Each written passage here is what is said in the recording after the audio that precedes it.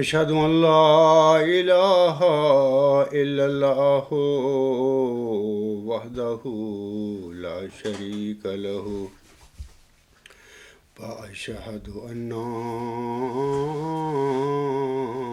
محمدا عبده ورسوله أما بعد فأعوذ بالله من الشيطان الرجيم بسم الله الرحمن الرحيم الحمد لله رب العالمين الرحمن الرحيم مالك يوم الدين إياك نعبد وإياك نستعين اهدنا الصراط المستقيم صراط الذين أنعمت عليهم صراط الذين أنعمت عليهم غير المغضوب عليهم ولا الضالين يا أيها الذين آمنوا كتب عليكم الصيام كما كتب على الذين من قبلكم لعلكم تتقون أياما معدودات فمن كان منكم مريضا أو على سفر فعدة من أيام أخر وعلى الذين يطيقونه فدية طعام مسكين فمن تطوع خيرا فهو خير له وأن تصوموا خير لكم إن كنتم تعلمون۔ یہ سورۃ البقرہ کی آیت نمبر 184 اور 185 ہیں۔ ان آیات میں اللہ تعالیٰ فرماتا ہے، اے لوگو جو ایمان لائے ہو، تم پر روزے اسی طرح فرض کیے گئے ہیں جس طرح تم سے پہلے لوگوں پر فرض کیے گئے تھے، تاکہ تم متقی بنو۔ یہ چند گنتی کے دن ہیں، پس تم میں سے جو مریض ہو یا سفر پر ہو تو وہ اور دنوں میں گنتی پوری کر لے، اور جو اس کی طاقت رکھتے ہوں وہ ایک مسکین کا کھانا فدیہ میں دیں۔ پس جو کوئی خوش دلی سے نیک کام کرتا ہے تو وہ اس کے لیے بہتر ہے، اور تمہارے روزے رکھنا تمہارے لیے بہتر ہیں اگر تم جانتے ہو۔ سامعین کرام، زمین جب پیاس سے بلبلانے لگتی ہے، درختوں کے پتے زرد ہو کر جھڑنے لگتے ہیں، جب جاندار حتیٰ کہ پتھر تک پیاسے ہوں اور بندے بھی پانی کو ترسیں، تو پھر اللہ تعالیٰ کی رحمت جوش میں آتی ہے، ٹھنڈی ٹھنڈی ہوائیں چلنے لگتی ہیں اور بادلوں سے مینہ برسنے لگتا ہے، اور پھر مردہ زمین بھی نہ صرف زندہ ہو جاتی ہے بلکہ پھول پتوں سے لہلہانے لگتی ہے، حتیٰ کہ صحرا، ریگستان اور جنگل بھی گل و گلزار میں بدل جاتے ہیں۔ واضح رہے کہ انسانوں کی مادی زندگی کا انتظام فرمانے والے ہمارے رب العزت نے ہماری روحانی حیات ابدی اور روحانی ترقیات کا اہتمام بھی فرمایا ہے۔ جب ہم اپنی بشری کمزوریوں، ماحول کی خباستوں اور نفسانی و شیطانی سیاہ کاریوں سے سسکنے لگتے ہیں، تو پھر ہمارے مہربان اور عظیم خالق الکل خدا کی رحمت بھی جوش میں آ جاتی ہے۔ 11 مہینوں کی لغزشوں اور نافرمانیوں کی وجہ سے جب انسانوں کی روحیں تڑپنے لگتی ہیں بلکہ قریب المرگ ہو جاتی ہیں، تو پھر اللہ تبارک و تعالیٰ کی طرف سے ایمانی اور روحانی ترقیات کا ایک خوبصورت مہینہ جس کا نام رمضان المبارک ہے وہ آ جاتا ہے۔ اللہ تعالیٰ کے محبوب نبی امی صلی اللہ علیہ وآلہ وسلم کا فرمان ہے، جب رمضان آتا ہے تو جنت کے در کھول دیے جاتے ہیں اور جہنم کے دروازے بند کر دیے جاتے ہیں، شیطانوں کو جکڑ دیا جاتا ہے اور اللہ کی رحمتوں کے دروازے بھی کھل جاتے ہیں۔ واضح ہو کہ بنی نوع انسان 2 چیزوں سے مرکب ہیں، یعنی جسم اور روح سے۔ جسم مٹی سے بنا ہے اور تبھی ہماری تمام جسمانی ضروریات بھی زمین سے ہی پوری ہوتی ہیں۔ برخلاف جسم کے ہماری روح آسمان سے آتی ہے، لہذا روح کی حیات اور پرورش کا بندوبست آسمانی غذا سے ہوتا ہے۔ اس طرح رمضان المبارک ہماری روحوں کے لیے سامعین کرام ابدی حیات کا پیغام لے کر آتا ہے اور ساری زمین پر نیکی کی فضا چھا جاتی ہے۔ کروڑوں مسلمان خوش انگیز کیفیت محسوس کرتے ہیں کیونکہ ان کے لیے یہ مبارک مہینہ انتہائی قیمتی سرمایہ ہوتا ہے۔ واضح ہو کہ ہمارے بزرگ و برتر رب نے ہر گندگی کو دور کرنے کے لیے کوئی نہ کوئی شے بنائی ہے۔ جس جسم کو پاک کرنے کے لیے روزہ بنایا ہے، اسی طرح مال کی گندگی زکوٰۃ سے دور ہوتی ہے۔ یہ بھی واضح ہو کہ ہر شے کی زکوٰۃ ہے تو جسم کی زکوٰۃ صوم ہے۔ سامعین کو واضح ہو کہ دنیا کے ہر مذہب میں دنیاوی کثافتوں، علائشوں سے پاکیزگی حاصل کرنے کے لیے کچھ عبادات تجویز کی گئی ہیں۔ اقوام عالم کی تاریخ پر نظر دوڑانے سے معلوم ہوتا ہے کہ قدیم مذاہب میں بھی روزہ کا تصور موجود رہا ہے۔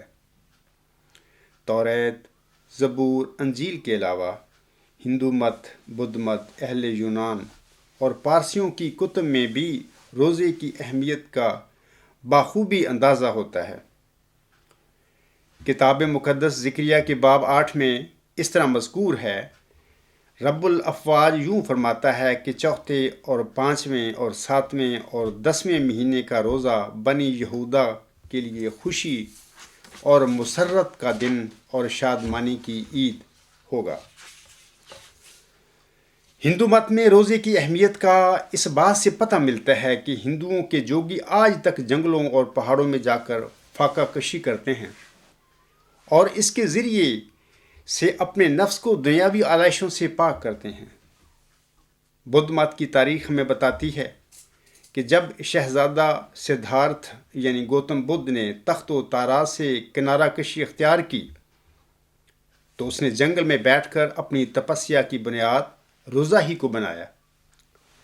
جب وہ پیپل کے درخت کے نیچے گیان میں مصروف ہوئے تو انہوں نے ترک دنیا کے ساتھ ساتھ مسلسل فاقہ کشی بھی اختیار کی۔ یونانی علماء میں سے فیثاغورس، سقراط اور افلاطون وغیرہ نے بھی خیر و شر کے تصورات کا تعین کرتے وقت عفت و پرہیزگاری پر بہت زور دیا تھا۔ یونان میں اہل تصوف کا ایک بڑا گروہ ترک دنیا کو ہی روحانی ترقیات اور ارتقاء کا ایک بڑا ذریعہ سمجھتا تھا۔ چین میں شنتوئزم کے پیروکار آج بھی نہ صرف مخصوص ایام میں کھانا پینا ترک کر دیتے ہیں بلکہ اپنا گھر بار چھوڑ کر عبادت کے لیے جنگلوں اور پہاڑوں میں بھی نکل جاتے ہیں۔ سامعین کرام، قدیم مذاہب میں کم خوری پر اتنا زور دینا اس بات کی طرف اشارہ ہے کہ روحانیت میں کمال حاصل کرنے کے لیے خوراک کی مقدار کو کم کرنا بہت ضروری ہے۔ کم خوری نہ صرف روحانی ضرورت ہے بلکہ طبی نقطہ نظر سے بھی انسانی صحت کے لیے از حد مفید اور ضروری ہے۔ زیادہ کھانے اور زیادہ سونے سے انسان کا شعور بھی دبا رہتا ہے اور روحانی ترقیات کا سفر بھی سست پڑ جاتا ہے۔ واضح ہو کہ یہی بات اسلام کے ماہ سیام کی بنیاد ہے۔ اسلام میں بھی مومنوں کے لیے جو عبادات کا نظام تجویز کیا گیا ہے، اس کے ذریعے مسلمان نفس کی آلودگیوں سے نجات حاصل کر کے قرب الہی پاتے ہیں۔ اسی نظام عبادت میں نماز کے بعد روزہ کو سب سے زیادہ اہمیت حاصل ہے۔ صوم یعنی روزے کو نصف صبر فرمایا گیا ہے۔ اس بابرکت مہینہ سے زیادہ فیضیاب ہونے کے لیے ہمیں اپنے پیارے نبی اکرم صلی اللہ علیہ وآلہ وسلم کے اسوہ حسنہ کو اپنے پیش نظر رکھنا چاہیے تاکہ اس کے نتیجہ میں ہم زیادہ سے زیادہ اللہ تعالیٰ کی رضا اور اس کا قرب حاصل کر سکیں۔ سامعین کرام، ماہ رمضان اللہ تعالیٰ کی جناب سے ہم مسلمانوں کے لیے ایک اعلی مرتبہ نعمت عظمیٰ ہے۔ رمضان المبارک میں رحمت و مغفرت اور جہنم سے رہائی کی ہوائیں پورے زور و شور سے چلتی ہیں۔ یہ مبارک مہینہ دنیا و آخرت کی فلاح و بہبود کے لیے بنی نوع انسان کے لیے ایک بیش قیمت مہینہ ہے۔ یہ مہینہ نیکیوں، عبادتوں اور اللہ تعالیٰ کے فضلوں اور رحمتوں کا موسم بہار ہے۔ اے برادران اسلام، اس وقت ہم رحمت و مغفرت، عبادت و ریاضت اور نیکیوں کے اس موسم بہار یعنی ماہ رمضان کے مبارک مہینہ میں داخل ہو گئے ہیں۔ اسی مبارک مہینہ میں رشد و ہدایت کا ابدی خزینہ، آخری الہامی کتاب، دین و دنیا میں بھلائی اور نجات کا دائمی نسخہ اور ضابطہ حیات، آن حضرت صلی اللہ علیہ وآلہ وسلم کا عظیم معجزہ، اللہ تعالیٰ کی وحی کا آخری سرچشمہ قرآن عظیم یعنی فرقان عظیم یعنی قرآن کریم نازل ہوا تھا۔ جیسا کہ اللہ تعالیٰ سورۃ البقرہ کی آیت 186 میں فرماتا ہے، شہر رمضان الذی انزل فیہ القرآن ھدی للناس وبینات من الھدی والفرقان۔ اللہ تعالیٰ فرماتا ہے رمضان وہ مہینہ ہے جس میں قرآن لوگوں کی ہدایت کے لیے نازل کیا گیا، اور اس میں ہدایت کے لیے کھلے کھلے نشانات اور حق اور باطل میں فرق کرنے والے امور ہیں۔ ماہ رمضان کا یہ مقدس مہینہ رحمتوں، برکتوں، سعادتوں اور فیوز و انعامات الہی کا ایک انمول مجموعہ ہے۔ مومن اس مقدس مہینے کا سال بھر انتظار کرتے ہیں اور اس کے استقبال کے لیے دل و جان سے فرش راہ ہو جاتے ہیں۔ اس مہینہ میں رحمت و مغفرت کی ہوائیں چلتی ہیں۔ یہ مبارک مہینہ دین و دنیا کی بھلائی، آخرت کی کمائی اور نیکیوں کے لیے بہار کا موسم ہے۔ گویا جس طرح بہار کی آمد سے پورا موسم اور سما بدل جاتا ہے، اسی طرح اس مبارک مہینہ کی آمد سے پورا ماحول بدل جاتا ہے۔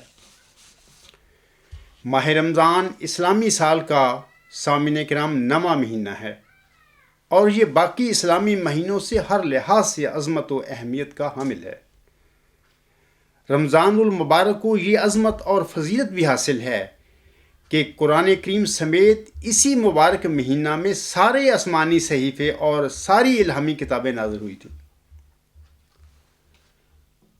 لفظ رمضان کے معنی کے حوالہ سے حضرت امام مہدی و مسیح موعود علیہ السلام ملفوظات جلد 1 صفحہ 209 پر فرماتے ہیں، رمض سورج کی تپش کو کہتے ہیں۔ رمضان میں چونکہ انسان اکل و شرب اور تمام جسمانی لذتوں پر صبر کرتا ہے، دوسرے اللہ تعالیٰ کے احکام کے لیے ایک حرارت اور جوش پیدا کرتا ہے۔ روحانی اور جسمانی حرارت اور تپش مل کر رمضان ہوا۔ اہل لغت جو کہتے ہیں کہ گرمی کے مہینہ میں آیا، اس لیے رمضان کہلایا۔ حضور علیہ السلام فرماتے ہیں، میرے نزدیک یہ صحیح نہیں ہے، کیونکہ عرب کے لیے یہ خصوصیت نہیں ہو سکتی۔ روحانی رمض سے مراد روحانی ذوق و شوق اور حرارت دینی ہوتی ہے۔ رمض اس حرارت کو بھی کہتے ہیں جس سے پتھر وغیرہ گرم ہو جاتے ہیں۔ سامعین کرام، حضرت عبادہ بن صامت رضی اللہ تعالی عنہ کنز الاعمال کے حوالہ سے ان کی روایت ہے کہ جب رمضان کا مبارک مہینہ آتا تو آن حضرت صلی اللہ علیہ وآلہ وسلم ہمیں یہ دعائیہ کلمات پڑھنے کی تلقین فرماتے۔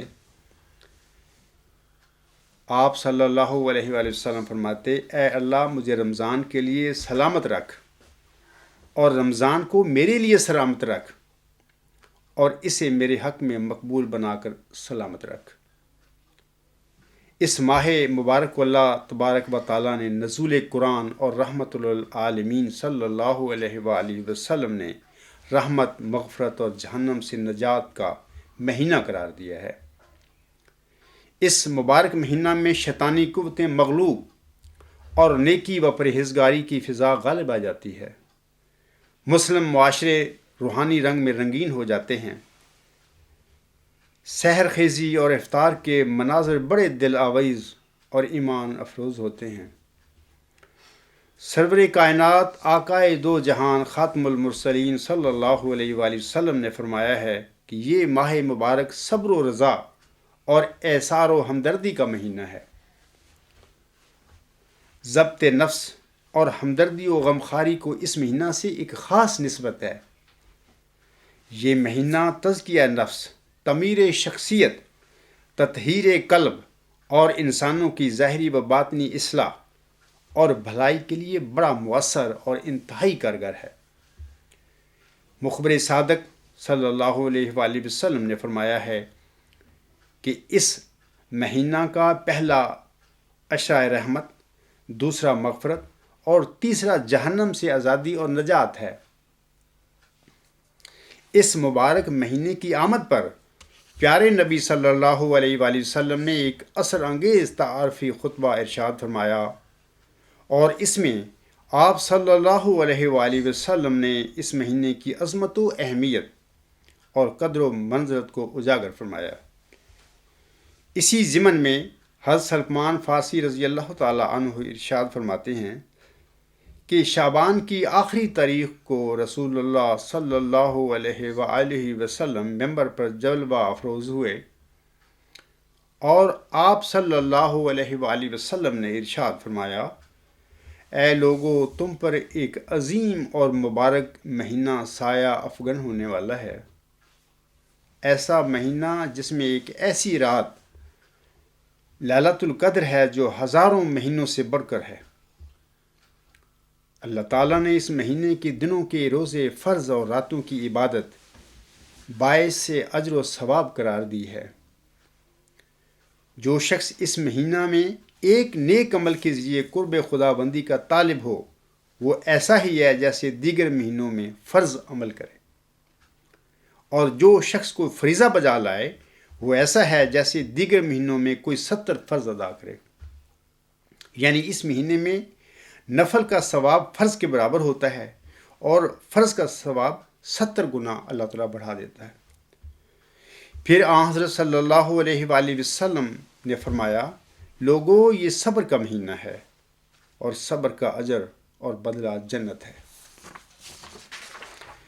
یہ لوگوں کے ساتھ ہمدردی اور غمخواری کا مہینہ ہے۔ اس میں بندہ مومن کا رزق بڑھا دیا جاتا ہے۔ جو بندہ اس مبارک مہینے میں کسی روزے دار کو افطار کرائے، اس کے گناہ معاف کر دیے جاتے ہیں۔ اسے جہنم سے آزادی کا پروانہ ملتا ہے، اور روزے دار کے ثواب میں کمی کیے بغیر افطار کروانے والے کو بھی اسی کے بقدر اجر سے نوازا جاتا ہے۔ یہ سن کر صحابہ کرام رضی اللہ تعالی عنہم نے عرض کیا، اے اللہ کے رسول صلی اللہ علیہ وآلہ وسلم، ہم میں سے ہر فرد اپنے اندر یہ وسعت نہیں پاتا کہ دوسرے کو افطار کرائے اور اس کے اجر و ثواب سے بہرہ یاب ہو۔ آپ صلی اللہ علیہ وآلہ وسلم نے ارشاد فرمایا، اللہ تعالیٰ یہ اجر و ثواب اور یہ انعام ہر اس شخص پر فرماتا ہے جو کسی روزے دار کو ایک گھونٹ دودھ، ایک کھجور، حتیٰ کہ ایک گھونٹ پانی پلا کر بھی افطار کرا دے۔ ہاں، جو شخص روزے دار کو پیٹ بھر کر کھلائے تو اللہ عز و جل اسے قیامت کے دن میرے حوض کوثر سے ایسا پانی پلائے گا جس کے پینے کے بعد اسے کبھی پیاس نہ لگے گی، تاہم کہ وہ جنت میں ہمیشہ کے لیے داخل ہو جائے گا۔ پھر آپ صلی اللہ علیہ وآلہ وسلم نے ارشاد فرمایا، یہ ایسا مہینہ ہے جس کا پہلا عشرہ رحمت، درمیانی عشرہ مغفرت اور آخری عشرہ جہنم سے آزادی کا ہے۔ جو شخص اس مہینے میں اپنے غلام اور خادم اور ملازم کے بوجھ کو ہلکا کر دے تو اللہ عز و جل شانہ اس کی مغفرت فرماتا اور جہنم کی آگ سے آزادی عطا فرماتا ہے۔ اے لوگو، اس مہینے میں 4 چیزوں کی کثرت رکھا کرو۔ نمبر 1، کلمہ طیبہ۔ نمبر 2، استغفار۔ نمبر 3، جنت کی طلب۔ نمبر 4، جہنم کی آگ سے پناہ۔ حضرت صلی اللہ علیہ وآلہ وسلم کا یہ جامعہ خطبہ ہمیں نہ صرف رمضان المبارک کی عظمت و اہمیت اور قدر و منزل سے آگاہ فرماتا ہے، بلکہ اس مہینے کے معمولات اور اہمیت کو بھی اجاگر کر دیتا ہے۔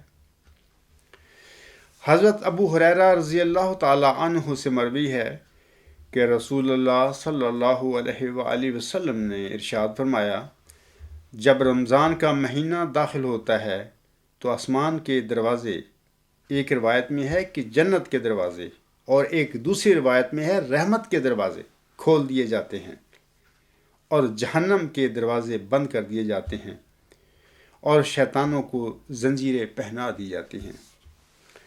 حضرت ابو ہریرہ رضی اللہ تعالی عنہ سے ہی بحوالہ مسند احمد بن حنبل روایت ہے کہ رسالت مآب صلی اللہ علیہ وآلہ وسلم نے ارشاد فرمایا، میری امت کو رمضان کے متعلق 5 چیزیں خصوصیت کے ساتھ ودیت فرمائی گئی ہیں جو پچھلی امتوں کو نہیں دی گئی۔ نمبر 1، روزے دار کے منہ کی بو اللہ تعالیٰ کے نزدیک مشک سے زیادہ محبوب اور پسندیدہ ہے۔ نمبر 2، اس کے لیے سمندر کی مچھلیاں افطار کے وقت تک استغفار کرتی رہتی ہیں۔ نمبر 3، اللہ تعالیٰ ہر روز جنت کو راستہ کرتا اور فرماتا ہے، ان قریب میرے نیک بندے دنیا کی مشقت اپنے اوپر سے پھینک کر تیری جانب آئیں گے۔ نمبر 4، سرکش شیاطین رمضان میں قید کر دیے جاتے ہیں، جس کی وجہ سے وہ رمضان المبارک کے زمانے میں ان برائیوں تک نہیں پہنچتے جن برائیوں کی طرف غیر رمضان میں پہنچ جاتے ہیں۔ نمبر 5، رمضان کی آخری رات میں ان کے لیے مغفرت کا فیصلہ کیا جاتا ہے۔ آپ صلی اللہ علیہ وآلہ وسلم سے عرض کیا گیا، کیا یہ مغفرت شب قدر میں ہوتی ہے؟ آپ صلی اللہ علیہ وآلہ وسلم نے ارشاد فرمایا، نہیں، بلکہ دستور یہ ہے کہ کام ختم ہونے پر مزدور کو اجرت سے نوازا جاتا ہے۔ حضرت کعب بن اجرہ رضی اللہ تعالیٰ عنہ فرماتے ہیں، سامعین کرام، کہ ایک مرتبہ رسول اللہ صلی اللہ علیہ وآلہ وسلم نے ہمیں ممبر سے قریب ہونے کا حکم دیا۔ ہم حاضر ہو گئے۔ پھر آپ صلی اللہ علیہ وآلہ وسلم نے ممبر کی پہلی سیڑھی پر قدم رکھا تو فرمایا، آمین۔ جب دوسرے درجے پر قدم رکھا تو فرمایا آمین. جب تیسرے درجے پر قدم رکھا تو فرمایا آمین. ہم نے عرض کیا یا رسول اللہ صلی اللہ علیہ وآلہ وسلم، آج ہم نے آپ صلی اللہ علیہ وآلہ وسلم سے ایسی بات سنی جو پہلے کبھی نہ سنی تھی. تو آپ نے ارشاد فرمایا کہ جب میں نے پہلے درجے پر قدم رکھا، اس وقت حضرت جبرائیل علیہ السلام تشریف لائے اور انہوں نے یہ بد دعا کی تھی کہ وہ شخص ہلاک ہوا جسے رمضان کا مہینہ ملے اور پھر بھی اس کی مغفرت نہ ہو. تو میں نے کہا آمین. پھر جب میں نے دوسرے درجے پر قدم رکھا تو انہوں نے کہا وہ شخص برباد ہو، یعنی حضرت جبرائیل علیہ السلام نے فرمایا وہ شخص برباد ہو جس کے سامنے آپ صلی اللہ علیہ وآلہ وسلم کا ذکر مبارک کیا جائے اور وہ آپ صلی اللہ علیہ وآلہ وسلم پر درود نہ بھیجے. تو میں نے کہا آمین. پھر جب تیسرے درجے پر چڑھا تو حضرت جبرائیل علیہ السلام نے کہا کہ وہ شخص بھی ہلاک ہو جو زندگی میں اپنے والدین یا ان میں سے کسی ایک کو بڑھاپے کی حالت میں پائے اور وہ اسے جنت میں داخل نہ کرائیں. تو میں نے کہا آمین. سامعین کرام، حضرت ابو ہریرہ رضی اللہ تعالیٰ عنہ سے ہی بحوالہ مشکات مروی ہے کہ رسول اللہ صلی اللہ علیہ وآلہ وسلم نے ارشاد فرمایا جب رمضان کی پہلی رات ہوتی ہے تو شیطان اور سرکش جنات قید کر دیے جاتے ہیں اور جہنم کے تمام دروازے بند کر دیے جاتے ہیں. ان میں سے کوئی بھی دروازہ نہیں کھولا جاتا اور جنت کے تمام دروازے کھول دیے جاتے ہیں. ان میں سے کوئی دروازہ بھی بند نہیں کیا جاتا. اور ایک آواز لگانے والا آواز دیتا ہے کہ اے خیر کے طلبگار آگے بڑھ، اور اے برائی کا ارادہ کرنے والے پیچھے ہٹ. اور اللہ کے لیے رمضان المبارک میں بہت سے لوگ جہنم سے آزاد ہوتے ہیں اور یہ معاملہ ہر رات ہوتا ہے. اسی طرح حضرت عبداللہ بن عباس رضی اللہ تعالیٰ عنہ سے مروی ہے کہ رسول اللہ صلی اللہ علیہ وآلہ وسلم نے ارشاد فرمایا اللہ عز و جل رمضان المبارک میں افطار کے وقت ایسے 10 لاکھ افراد کو جہنم سے بری فرماتا ہے جو جہنم کے مستحق ہو چکے ہوتے ہیں. اور جب رمضان المبارک کا آخری دن ہوتا ہے تو یکم رمضان سے آخری رمضان تک جتنے لوگ جہنم سے آزاد کیے گئے ہوں ان کے برابر ایک دن میں جہنم سے بری فرماتا ہے.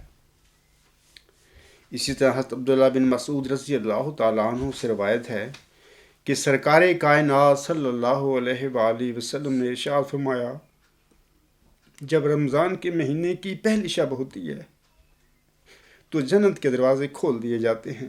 ان میں سے کوئی ایک بھی دروازہ پورے مہینے بند نہیں ہوتا اور دوزخ کے دروازے بند کر دیے جاتے ہیں. اس دوران کوئی ایک دروازہ بھی نہیں کھلتا.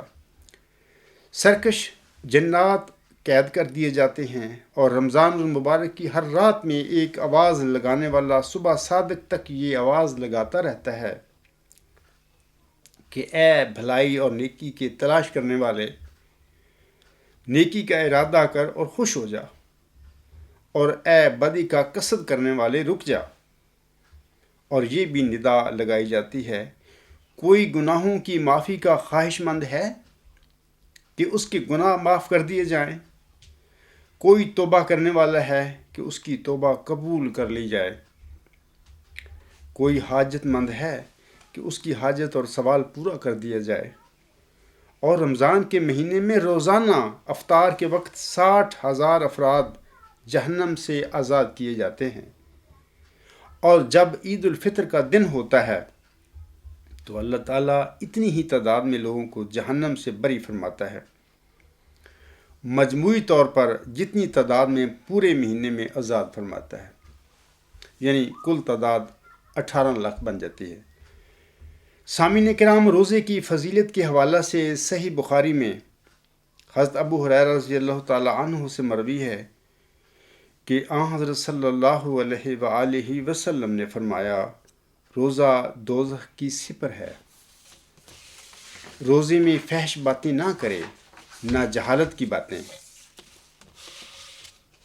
اگر کوئی آدمی اس سے لڑے یا گالی دے تو 2 بار کہتے میں روزہ دار ہوں، قسم اس کی جس کے ہاتھ میں میری جان ہے۔ روزہ دار کے منہ کی بو اللہ کے نزدیک مشک کی خوشبو سے بہتر ہے۔ اللہ فرماتا ہے روزہ دار میرے لیے اپنا کھانا پینا چھوڑ دیتا ہے اور اپنی خواہش ترک کر دیتا ہے۔ روزہ خاص میرے لیے ہے اور میں خود اس کا بدلہ دوں گا، اور ایک نیکی کے بدل 10 نیکیوں کا ثواب ملے گا۔ سامعین کرام، رحمت و مغفرت اور نیکیوں کا یہ موسم بہار ہم سے تقاضا کرتا ہے کہ ہم رمضان اور روزے کی حقیقی روح اور اس کے عظیم مقصد یعنی تقویٰ اور تزکیہ نفس کو سمجھیں۔ نہ صرف سمجھیں بلکہ اسے پانے کی کوشش بھی کریں۔ ہمارے اندر اطاعت خدا بندی اور احساس بندگی کا ایسا جذبہ پیدا ہو جو ہمیں ضبط نفس، ایثار و قربانی اور امداد باہمی پر آمادہ کرے۔ تقویٰ و پرہیزگاری، اللہ تعالیٰ کا قرب اور اس کی رضا، احتراف بندگی اور اصلاح باطن ہی ماہ رمضان اور روزے کی حقیقی روح ہے۔ ان مقاصد کا اصول ہی در حقیقت ماہ رمضان کا حقیقی فلسفہ اور روزوں کی فرضیت کا حقیقی مقصد ہے۔ بصورت دیگر حضرت ابو ہریرہ رضی اللہ تعالیٰ عنہ سے مروی ہے صحیح بخاری میں کہ رسول اکرم صلی اللہ علیہ وآلہ وسلم نے ارشاد فرمایا، جو شخص روزہ رکھتے ہوئے باطل کلام اور باطل کام نہ چھوڑے تو اللہ کو اس کے بھوکے پیاسے رہنے کی کوئی ضرورت نہیں۔ اے میری بہنوں، بھائیوں اور بزرگوں، اسلام نے مومنوں کو نہ صرف کم خوری کا درس دیا ہے بلکہ روزے کو ارکان اسلام کا حصہ بنا دیا ہے۔ احادیث میں انسان کو کھانا کھاتے ہوئے پیٹ کے 3 حصے کرنے کا حکم ہے۔ نمبر 1، ایک کھانے کے لیے، ایک پانی کے لیے اور ایک ہوا کے لیے۔ پیارے آقا اور حکیم الامت صلی اللہ علیہ وآلہ وسلم نے یہ بھی ارشاد فرمایا ہے کہ مومن ایک آنت سے کھاتا ہے جبکہ کافر 7 آنتوں سے کھاتا ہے۔ بذات خود حضرت صلی اللہ علیہ وآلہ وسلم نے زندگی بھر کبھی شکم سیر ہو کر کھانا نہیں کھایا، نہ کبھی ایک دن میں 2 مرتبہ آپ صلی اللہ علیہ وآلہ وسلم کے گھر میں چولہا جلنے کی نوبت آئی۔ اکثر اوقات صحابہ کرام رضی اللہ تعالی عنہم کے ساتھ آپ صلی اللہ علیہ وآلہ وسلم نے فاقہ کشی کی، بدولت اپنے پیٹ پر بھی پتھر باندھے۔ بھوک لگنے پر کھانا اور بھوک رکھ کر کھانا چھوڑ دینا اسلام کا سنہری اصول ہے۔ ایک مشہور واقعہ ہے کہ کسی اجمی بادشاہ نے ایک ماہر طبیب حضرت صلی اللہ علیہ وآلہ وسلم کی خدمت میں بھیجا۔ وہ کئی سال تک دیار عرب میں رہا لیکن کوئی شخص تجربہ کے لیے بھی اس کے پاس نہ آیا۔ طبیب تنگ آ کر حضرت صلی اللہ علیہ وآلہ وسلم کی خدمت میں حاضر ہوا اور دربار رسالت میں شکایت کی کہ مجھے بطور خاص آپ کے اصحاب کی خدمت کے لیے بھیجا گیا تھا، لیکن اتنی مدت میں کسی نے میری طرف توجہ نہیں کی، چنانچہ مجھے کوئی خدمت کا موقع نہیں مل سکا۔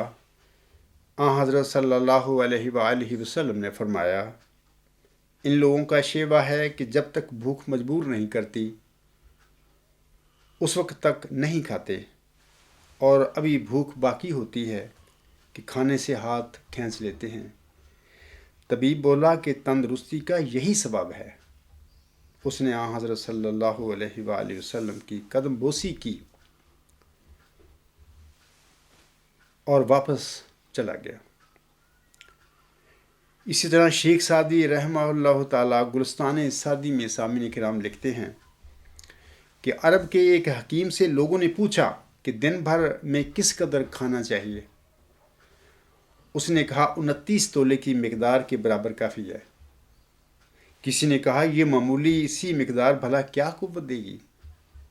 حکیم نے کہا یہ مقدار تجھے اٹھائے گی اور اس سے زیادہ کو تو اٹھاتا پھرے گا،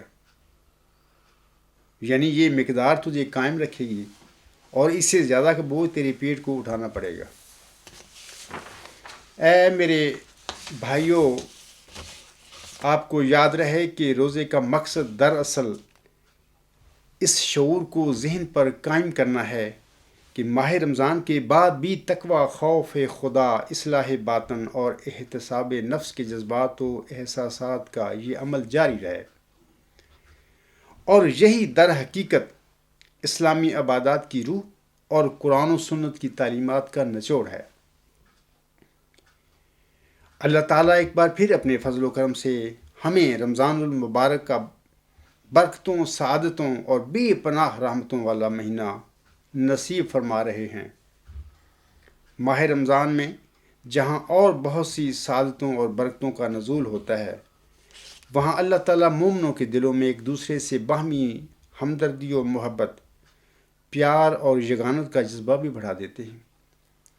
ایک حدیث میں ہمارے آقا رسول اکرم صلی اللہ علیہ وآلہ وسلم نے اسے شہر المساوہ یعنی ہمدردی کا مہینہ قرار دیا ہے، اور ہمدردی کا یہ مطلب ہے کہ اپنے نفس کو مارنا اور غربا، فقراء اور مصیبت زدہ اپنے نادار بھائیوں کا خیال رکھنا، اور تاکہ پھر اس طرح ان غربا اور مساکین کی سحری و افطاری بھی قدر اچھی ہو سکے، اور وہ نعمتیں جو عمرا کو قدرت نے نصیب فرمائی ہیں، ان نعمتوں سے غریبوں اور مسکینوں کا دسترخوان بھی سج سکے۔ اب میں روزے کے مسائل کی طرف سامعین کرام آتا ہوں۔ روزہ اسلامی عبادات کا ایک اہم رکن ہے۔ یہ ایک ایسی عبادت ہے جس میں تزکیہ نفس، اس کی اصلاح اور قوت و برداشت کی تربیت مد نظر ہوتی ہے۔ حضرت امام مہدی و مسیح موعود علیہ السلام فرماتے ہیں، جس دین میں مجاہدات نہ ہوں وہ دین ہمارے نزدیک کچھ نہیں۔ صوم یعنی روزہ کے لغوی معنی رکنے اور کوئی کام نہ کرنے کے ہیں۔ شرعی اصطلاح میں بطلوع فجر یعنی صبح صادق سے لے کر غروب آفتاب تک عبادت کی نیت سے کھانے پینے اور جماعت سے رکنے کا نام صوم یا روزہ ہے، جیسا کہ اللہ تعالیٰ سورۃ البقرہ کی آیت نمبر 188 میں فرماتا ہے، وَكُلُوا وَاشْرَبُوا حَتَّى يَتَبَيَّنَ لَكُمُ الْخَيْطُ الْأَبْيَضُ مِنَ الْخَيْطِ الْأَسْوَدِ مِنَ الْفَجْرِ ثُمَّ أَتِمُّوا الصِّيَامَ إِلَى اللَّيْلِ، اور کھاؤ اور پیو یہاں تک کہ فجر کی وجہ سے صبح کی سفید دھاری سیاہ دھاری سے الگ نظر آنے لگے، پھر رات تک روزے کو پورا کرو۔ خدا کی خاطر اور اس کی رضا کے حصول کے لیے کھانے پینے اور جنسی خواہش سے رکنے کا حکم ہر قسم کی برائیوں سے بچنے کے لیے بطور علامت ہے۔ سامعین کرام، روزہ کی غرض کے حوالے سے آپ کو واضح رہے کہ روزہ اصلاح نفس کا ایک اہم ذریعہ ہے، کیونکہ جہاں انسان خدا کی خاطر لذات کو ترک کر دیتا ہے، وہاں اپنے نفس کو زیادہ سے زیادہ نیکی پر قائم کرنے اور ہر قسم کی حرام اور نجس چیزوں سے پرہیز کی کوشش کرنے کا سبق ملتا ہے۔ سامعین کو واضح رہے کہ اگر بھوکا مرنے سے جنت مل سکتی ہوتی تو کافر اور مشرک اور منافق بھی بڑے شوق سے بھوکا رہنے کے لیے تیار ہو جاتے۔ اصل مشکل بات اخلاقی اور روحانی تبدیلی ہے۔ بھوکا رہنا تو صرف ایک ظاہری علامت ہوتا ہے کہ وہ اپنے خدا کے لیے اپنا ہر حق اور اپنی ہر جائز خواہش کو بھی چھوڑنے کے لیے تیار ہے۔ جہاں تک روزہ کی فرضیت کا سوال ہے تو اس ضمن میں واضح رہے کہ اللہ تعالیٰ کی طرف سے ماہ رمضان کے روزے رکھنا ہر عاقل، بالغ، تندرست مومن مرد عورت پر فرض کیا گیا ہے۔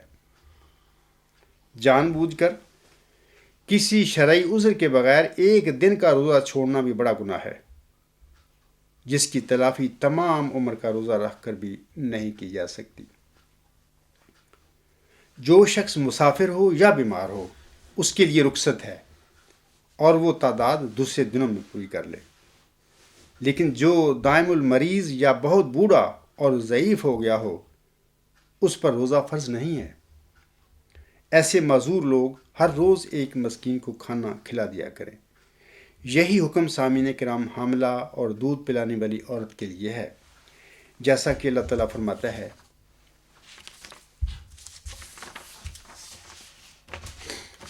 فَمَنْ كَانَ مِنْكُمْ مَرِيضًا أَوْ عَلَى سَفَرٍ فَعِدَّةٌ مِّنْ أَيَّامٍ أُخَرَ وَعَلَى الَّذِينَ يُطِيقُونَهُ فِدْيَةٌ طَعَامُ مِسْكِينٍ۔ پس تم میں سے جو مریض ہو یا سفر پر ہو تو وہ اور دنوں میں گنتی پوری کر لے، اور جو اس کی طاقت رکھتے ہوں وہ ایک مسکین کا کھانا فدیہ میں دے۔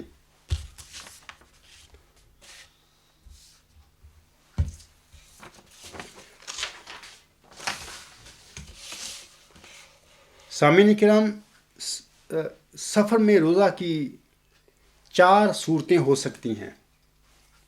اولاً اگر سفر جاری ہو یعنی پیدل یا سواری پر اور چلتا جا رہا ہو تو روزہ نہ رکھے، کیونکہ اس صورت میں روزہ چھوڑنا ضروری ہے اور نہ چھوڑنا اللہ تعالیٰ کے حکم کی خلاف ورزی ہوگا۔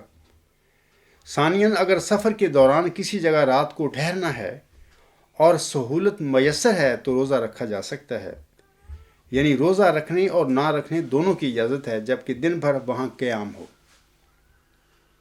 ثالثاً سحری کھانے کے بعد سفر شروع ہو اور افطاری سے پہلے ختم ہو جائے، یعنی گھر واپس آ جانے کا ظن غالب ہو تو روزہ رکھ سکتا ہے۔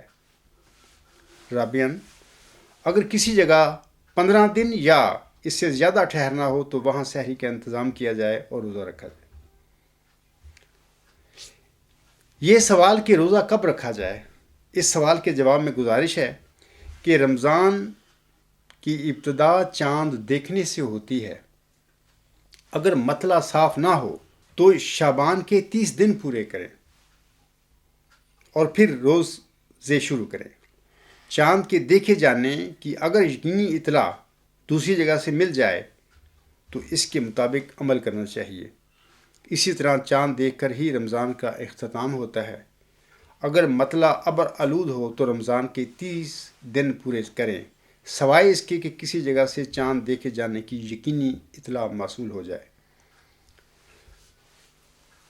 نواقض روزہ یعنی روزہ کن افعال سے ٹوٹتا ہے، اس ضمن میں جواباً گزارش ہے کہ عمدن کھانے پینے اور جمع یعنی جنسی تعلقات قائم کرنے سے روزہ ٹوٹ جاتا ہے۔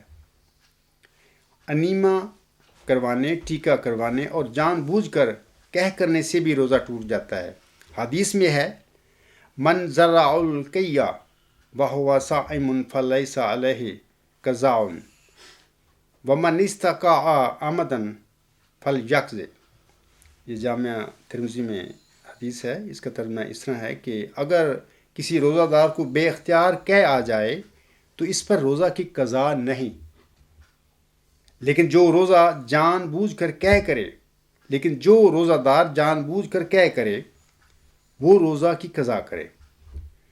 رمضان کا روزہ عمدن توڑنے والے کے لیے اس روزہ کی قضا کے علاوہ کفارہ یعنی بطور سزا 60 روزے متواتر رکھنا بھی واجب ہے، اور اگر روزہ رکھنے کی استطاعت نہ ہو تو اپنی حیثیت کے مطابق 60 غریبوں کو کھانا کھلانا، اکٹھے بیٹھا کر یا متفرق طور پر، یا ایک غریب کو ہی 60 دن کے کھانے کا راشن دے دینا یا اس کی قیمت ادا کر دینا کافی ہے۔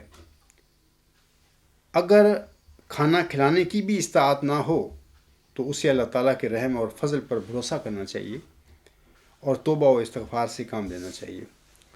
سامعین کرام، وہ امور جن سے روزہ نہیں ٹوٹتا، تو اس ضمن میں بخاری کتاب صوم کے حوالے سے گزارش ہے کہ اگر کوئی بھول کر کچھ کھا پی لے تو اس کا روزہ اللہ حال ہی باقی رہے گا اور کسی قسم کا نقص اس کے روزہ میں واقع نہیں ہوگا۔ آن حضرت صلی اللہ علیہ وآلہ وسلم کا ارشاد ہے، اگر کوئی شخص بھول کر روزہ میں کھا پی لے تو اس سے اس کا روزہ نہیں ٹوٹے گا، وہ اپنا روزہ پورا کرے کیونکہ اللہ تعالیٰ اس کو کھلا پلا رہا ہے۔ اگر بلا اختیار حلق میں یا پیٹ میں دھواں، گرد و غبار، مکھی اور کلی کرتے وقت چند قطرے پانی چلا جائے تو روزہ نہیں ٹوٹتا۔ اسی طرح کان میں پانی جانے یا دوار ڈالنے، بلغم نکلنے، بلا اختیار قے آنے، نکسیر پھوٹنے، دانت سے خون جاری ہونے، چیچک کا ٹیکا لگوانے، مسواک یا برش کرنے، خوشبو سونگھنے، ناک میں دوا چڑھانے، سر یا داڑھی میں تیل لگانے، بچے یا بیوی کا بوسہ لینے، دن کے وقت سوتے میں احتلام ہو جانے یا سحری کے وقت غسل جنابت نہ کر سکنے کی وجہ سے روزہ نہیں ٹوٹتا۔ روزہ نہ رکھنے والوں کے سلسلے میں گزارش ہے کہ رمضان کا روزہ بلا عذر یا معمولی باتوں کو عذر بنا کر ترک کرنا درست نہیں ہے۔ ایسے لوگ جو جان بوجھ کر روزہ نہیں رکھتے، ان کے متعلق حضرت صلی اللہ علیہ وآلہ وسلم نے فرمایا، من افطر یومن من شہر رمضان من غیر رخصت ولا مرض فلا یکزیہ ولو صام الدمر کلہ ولا صام الدہر۔ جو شخص بلا عذر رمضان کا ایک روزہ ترک کرتا ہے، وہ شخص اگر بعد میں ساری عمر اس روزہ کے بدلے میں روزے رکھے تو بھی بدلہ نہیں چکا سکے گا۔ اللہ تعالیٰ سے دعا گو ہوں کہ اللہ تعالیٰ ہم سب کو پوری شرائط کے ساتھ ماہ رمضان کے روزے رکھنے کی توفیق عطا فرمائے اور ہمیں بخش دے اور ہمیں اس ماہ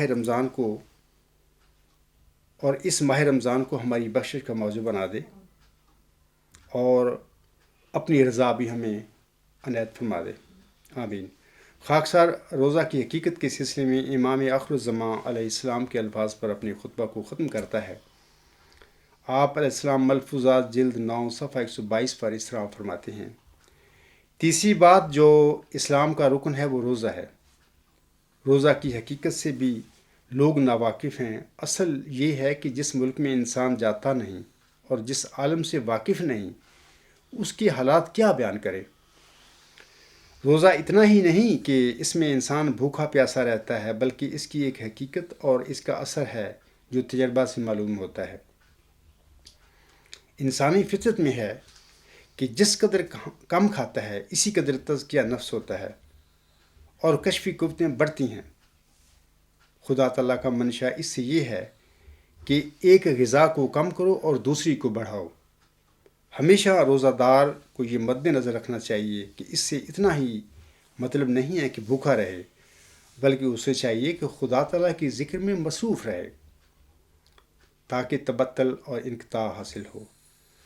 پس روزہ سے یہی مطلب ہے کہ انسان ایک روٹی کو چھوڑ کر جو صرف جسم کی پرورش کرتی ہے، دوسری روٹی کو حاصل کرے جو روح کی تسلی اور سیری کا باعث ہے۔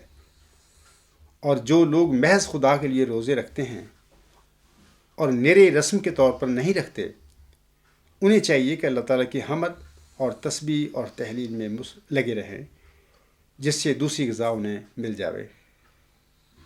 وما علینا الا البلاغ وآخر دعوانا ان الحمد للہ رب العالمین۔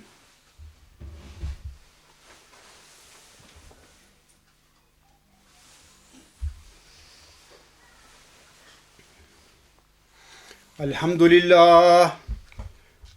للہ نحمدہ ونستعینہ ونستغفرہ ونؤمن بہ ونتوکل علیہ ونعوذ باللہ من شرور انفسنا ومن سیئات اعمالنا من يهده الله فلا مضل له ومن يضلله فلا هادي له ونشهد أن لا إله إلا الله ونشهد أن محمدا عبده ورسوله عباد الله رحمكم الله إن الله يأمر بالعدل والإحسان وإيتاء ذي